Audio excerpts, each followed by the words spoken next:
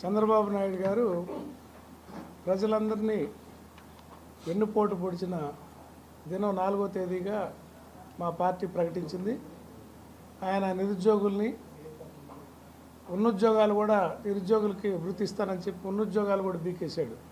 20,000 మంది ఎక్సైజ్ డిపార్ట్మెంట్లో, 9,000 మంది ఈ వెహికల్స్, రేషన్ వెహికల్స్ డ్రైవర్లు, ఇట్లా ఉన్నుద్యోగాలు తీసేస్తున్న నిరుద్యోగుల్ని, అదేవిధంగా రైతులకి ఇంతవరకు రైతులకు రూపాయి ఇవ్వకుండా రైతులు కానీ ప్రతి 50 ఏళ్ళకి ప్రతి మహిళకి పెన్షన్ ఇస్తారన్న మహిళల్ని, అదే ప్రతి ఆడబిడ్డకి నెలకు 1,500 ఇస్తారని ఆడబిడ్డల్ని, ఇలా అన్ని వర్గాలని, అదే అమ్మఒడి ఎంతమంది పిల్లలుంటే అంతమందికి ఇస్తారనే ఆ పిల్లలందరినీ, ఇట్లా ప్రతి వర్గాన్ని వెన్నుపోటు పొడిచాడు. కాబట్టి ఇది వెన్నుపోటు దినంగా మా పార్టీ ప్రకటించింది. ఈ కార్యక్రమాన్ని పార్టీ పిలుపు మేరకు రేపు 4వ తేదీ అంబేద్కర్ భవన్ నుండి ఆర్డీఓ ఆఫీస్ వరకు వేల మందిగా ర్యాలీగా వెళ్ళి నిరసన ప్రదర్శన చేస్తూ ఆర్డీఓ గారికి రిప్రజెంటేషన్కి తెలుసుకున్నాం.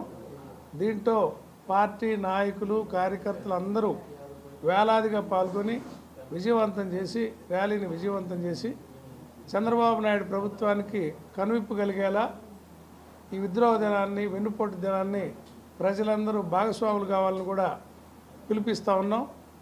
అందరూ విజయవంతం చేయవలసిందిగా కోరుతూ ఉన్నాం.